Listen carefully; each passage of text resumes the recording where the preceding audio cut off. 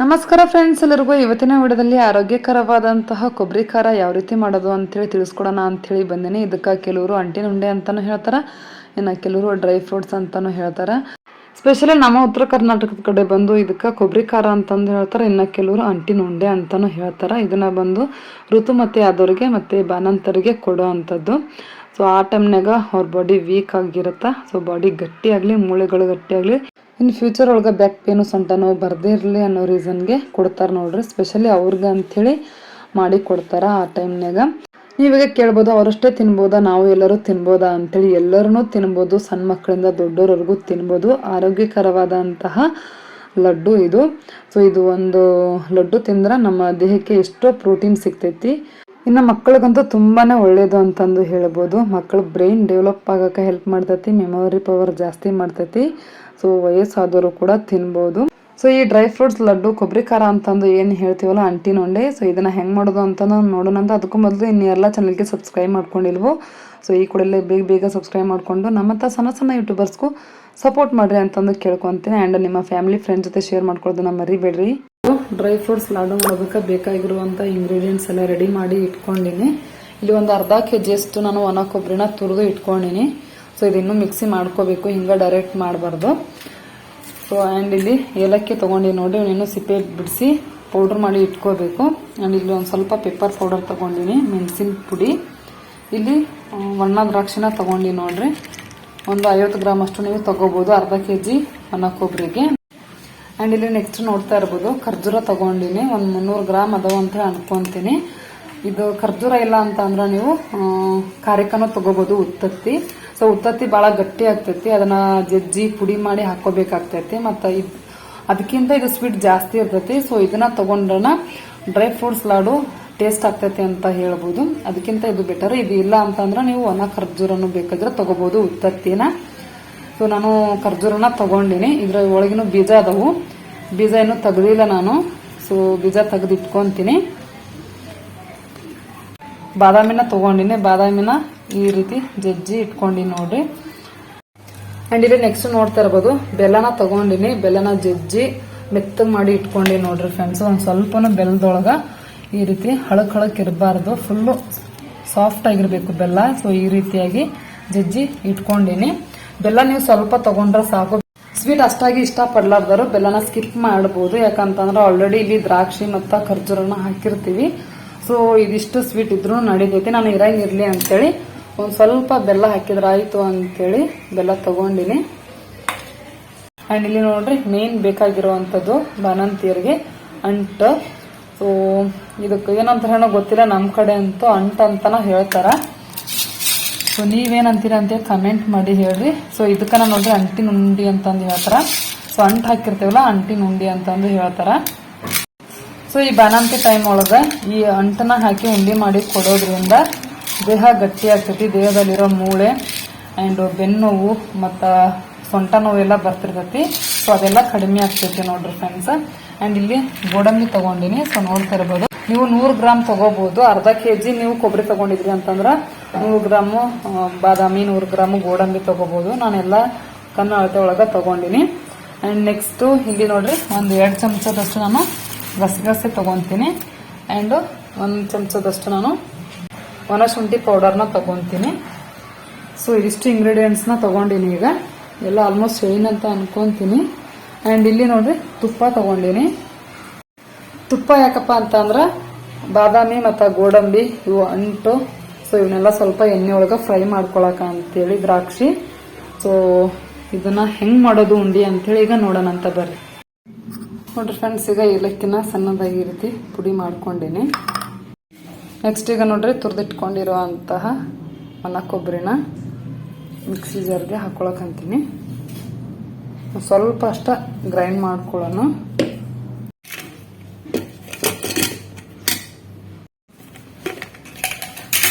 ನೋಡ್ರಿ ಫ್ರೆಂಡ್ಸ್, ಈಗ ಇಷ್ಟು ತರಿಯಾಗಿ ರುಬ್ಕೊಂಡಿನಿ. ಸೊ ಇಷ್ಟಿದ್ರ ಸಾಕು. ಇದನ್ನ ಈಗ ಒಂದು ಬುಟ್ಟಿಗೆ ಹಾಕೋಣ. ತುರಿದಿಟ್ಕೊಂಡಿರೋ ಅಂಥ ಎಲ್ಲ ಕೊಬ್ಬರಿನೂ ಸೊ ಮಿಕ್ಸಿ ಮಾಡ್ಕೊಂಡು ಇಟ್ಕೊಂಡಿನಿ. ನೆಕ್ಸ್ಟ್ ಈಗ ಫ್ರೈ ಪ್ಯಾನ್ ತಗೋಬೇಕು. ಫ್ರೈ ಪ್ಯಾನ್ಗೆ ಈಗ ತುಪ್ಪ ಹಾಕೊಳ್ಳೋಣ. ನೋಡ್ರಿ ಈಗ ತುಪ್ಪ ಹಾಕೊಂಡೇನಿ ಇಷ್ಟು. ಸೊ ಗ್ಯಾಸ್ ಸ್ಟವ್ನ ಆನ್ ಮಾಡೀನಿ. ಈ ತುಪ್ಪ ಈಗ ಕರಗಲಿ. ಈಗ ನೋಡ್ರಿ ತುಪ್ಪ ಚೆನ್ನಾಗಿ ಕಾದೈತಿ. ಸೊ ಈಗ ಈ ಅಂಟನ್ನ ತುಪ್ಪದೊಳಗೆ ಹಾಕೊಳ್ಳೋಣ. ನಾವು ಸಂಡಿಗೆ ಹಂಗೆ ಕರ್ಕೊಂತೀವಲ್ಲ, ಸೊ ಹಂಗೆ ತುಪ್ಪದಾಗ ಈ ಅಂಟನ್ನ ಕರ್ಕೋಬೇಕು ನೋಡ್ರಿ. ನೋಡ್ರಿ ಹೆಂಗೆ ಅಳಕಂತಾವು, ಸಂಡಿಗೆ ಹೆಂಗೆ ಅಳ್ತಾವ ಹಂಗೆ ಅಳ್ತಾವು.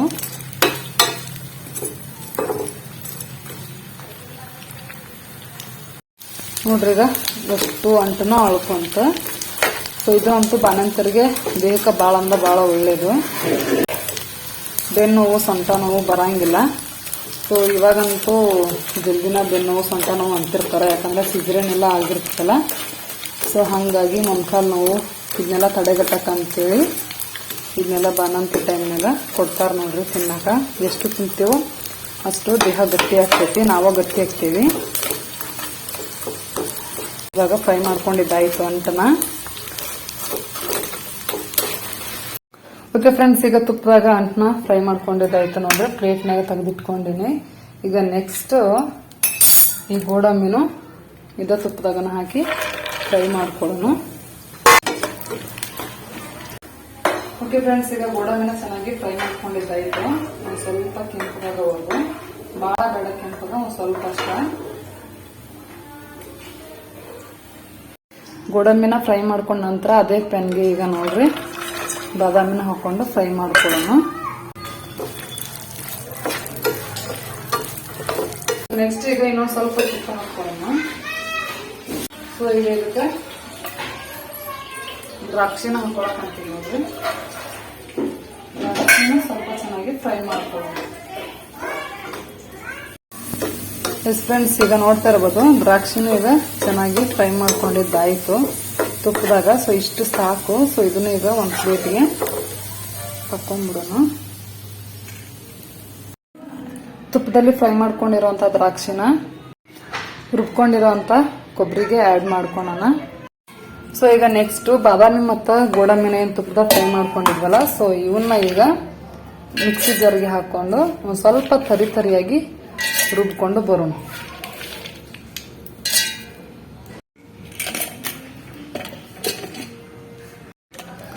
ಈಗ ನೋಡ್ರಿ ರುಬ್ಕೊಂಡ್ ಬಂದಿದ್ದಾಯ್ತು.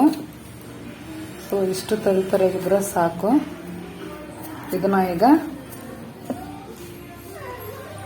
ಈ ಕೊಬ್ಬರಿಗೆ ಆ್ಯಡ್ ಮಾಡ್ಕೊಳ್ಳೋಣ. ನೆಕ್ಸ್ಟ್ ಇವಾಗ ಪೆಪ್ಪರ್ ಪೌಡರ್ ಹಾಕ್ಕೊಳಕಂತೀನಿ. ಮೆಣಸಿನ ಪೌಡರು. ನೆಕ್ಸ್ಟ್ ಪುಡಿ ಮಾಡಿಟ್ಕೊಂಡಿರುವಂಥ ಏಲಕ್ಕಿ ಹಾಕ್ಕೊಂಡಿನಿ. ನೆಕ್ಸ್ಟ್ ಈಗ ನೋಡ್ರಿ ಖರ್ಜೂರನ ಮಿಕ್ಸಿ ಮಾಡ್ಕೊಂಡು ಬರೋಣ. ಈಗ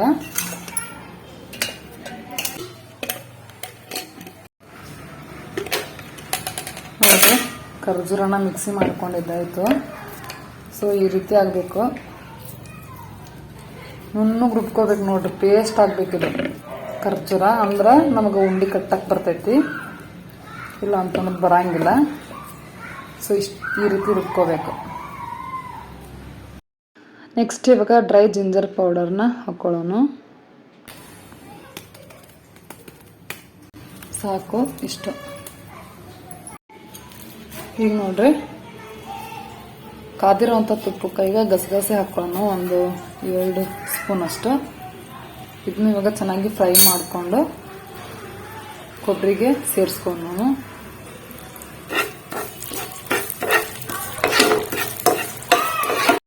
ಈಗ ನೋಡ್ರಿ ಫ್ರೆಂಡ್ಸ್, ತುಪ್ಪದಾಗ ಏನು ಅಂಟನ ಫ್ರೈ ಮಾಡಿ ಇಟ್ಕೊಂಡಿದ್ವಲ್ಲ ಅದನ್ನ ಸ್ವಲ್ಪ ಜಜ್ಜಿ ಪುಡಿ ಮಾಡ್ಕೊಂಡು ಸೊ ಈ ರೀತಿ ಒಂದು ಸ್ವಲ್ಪ ಪ್ರೆಸ್ ಮಾಡಿಬಿಟ್ರೆ ಪುಡಿ ಆಗ್ಬಿಡ್ತೈತಿ. ಮಿಕ್ಸಿ ಮಾಡ್ಕೊಳ್ಳೋದು ಬೇಡ. ಸೊ ಹಿಂಗೆ ಜಜ್ಜಿ ಪುಡಿ ಮಾಡ್ಕೊಳ್ಳೋಣ.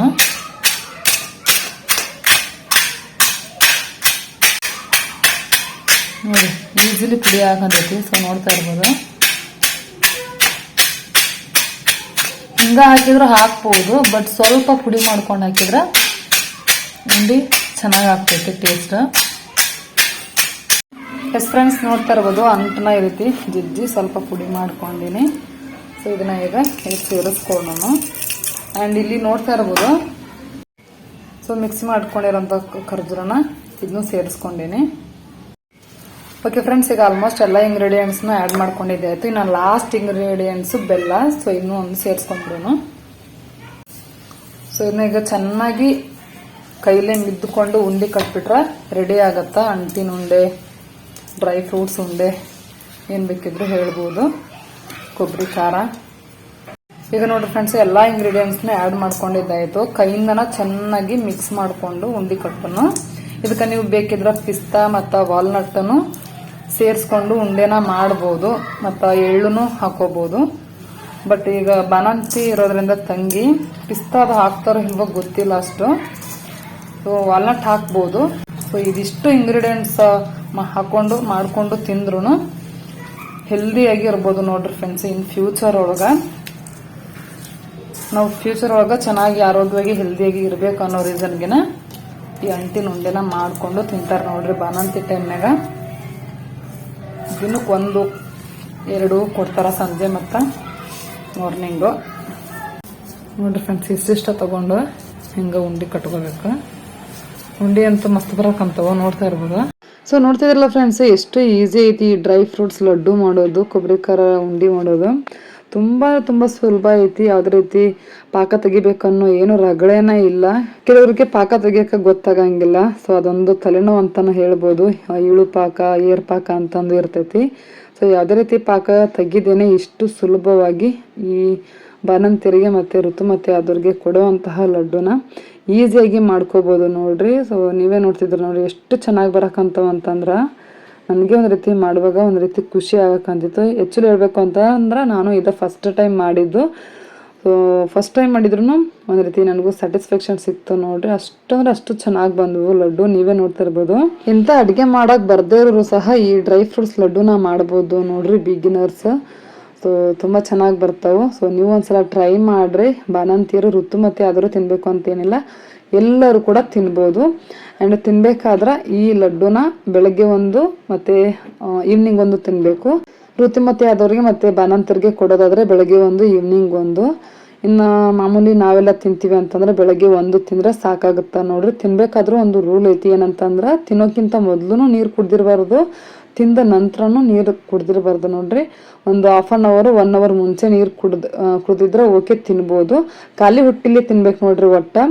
ಸೊ ನೀರು ಕುಡಿದು ನಾವೇನಾದರೂ ತಿಂತೀವಿ ಅಂತಂದ್ರೆ ತಿನ್ಮ್ಯಾಗ ಮತ್ತು ನೀರು ಕುಡಿತೀವಿ ಅಂತಂದ್ರೆ ಮತ್ತು ಲೂಸ್ ಮೋಷನ್ ಸ್ಟಾರ್ಟ್ ಆಗುತ್ತಾ. ಸೊ ಇದೊಂದು ಎಚ್ಚರಿಕೆ ಮಾತು ಅಂತಲೇ ಹೇಳ್ಬೋದು. ಬೆಳಗ್ಗೆ ಎದ್ದು ಕೂಡಲೇ ಖಾಲಿ ಹೊಟ್ಟಿಲಿ ತಿನ್ನಿರಿ, ಯಾವುದೇ ರೀತಿ ಪ್ರಾಬ್ಲಮ್ ಆಗಂಗಿಲ್ಲ. ತಿಂದು 1 ತಾಸು ಬಿಟ್ಟು ನೀರು ಕುಡೀರಿ. ಆ್ಯಂಡ್ ಫ್ರೆಂಡ್ಸ್, ನೀವು ಕೇಳ್ಬೋದು ಈ ಲಡ್ಡು ಮಾಡಿಂದ ನಾವು ಎಷ್ಟು ದಿನದವರೆಗೂ ಸ್ಟೋರ್ ಮಾಡಿ ಇಟ್ಕೊಂಡು ತಿನ್ಬೋದು ಅಂತೇಳಿ. 1 week 15 daysವರೆಗೂ ಸ್ಟೋರ್ ಮಾಡಿ ಇಟ್ಕೊಂಡು ತಿನ್ಬೋದು ನೋಡ್ರಿ. ಯಾವಾಗಲೂ ಕ್ಲೋಸ್ ಮಾಡಿ ಇಡಬೇಡ್ರಿ, ಸ್ವಲ್ಪ ಓಪನ್ ಮಾಡಿ ಗಾಳಿ ಆಡೋ ಥರ ಇಡ್ರಿ. ಒಂದು ತೆಳ್ಳನ ಬಟ್ಟೆಯಿಂದ ಮುಚ್ಚಿ ಇಡ್ಬೋದು. ವೈಟ್ ಕಲರ್ ಬಟ್ಟೆ ತಿಳಿದಿರುತ್ತಲ್ಲ, ಸೊ ಅದರಿಂದ ಮುಚ್ಚಿ ಇಟ್ರೆ ಒಂದು ರೀತಿ ವಾಸನೆನೂ ಬರೋಂಗಿಲ್ಲ, ಲಡ್ಡುನೂ ಕೆಡೋದಿಲ್ಲ ನೋಡ್ರಿ. ಒಂಥರ ವೈಟ್ ಬೂಸ್ ರೀತಿ ಬರ್ತೈತೆ ನೋಡ್ರಿ. ಸೊ ಆ ರೀತಿ ಎಲ್ಲ ಬರೋಂಗಿಲ್ಲ. ಓಕೆ ಫ್ರೆಂಡ್ಸ್, ಇವತ್ತಿನ ಈ ರೆಸಿಪಿ ಐ ಹೋಪ್ ನಿಮ್ಮೆಲ್ಲರಿಗೂ ಯೂಸ್ಫುಲ್ ಆಗಿರ್ತೈತಿ ಅಂತ ಅಂದ್ಕೊಂಡೀನಿ. ಆಗಿದ್ರೆ ಗೊತ್ತಲ್ಲ, ನಿಮ್ಮ ಫ್ಯಾಮಿಲಿ ಫ್ರೆಂಡ್ ಜೊತೆ ಶೇರ್ ಮಾಡ್ಕೊಳ್ರಿ. ಸೊ ಅವ್ರಿಗೂ ಹೆಲ್ಪ್ ಆಗ್ಬೋದು. ಆ್ಯಂಡ್ ಈ ರೆಸಿಪಿ ಇಷ್ಟ ಆಗಿದ್ರೆ ಲೈಕ್ ಮಾಡೋದನ್ನ ಮರಿಬೇಡ್ರಿ. ಮತ್ತೆ ಇನ್ನೊಂದು ರೆಸಿಪಿಯೊಂದಿಗೆ ಸಿಗ್ತೀನಿ. ಎಲ್ರಿಗೂ ಬಾಯ್.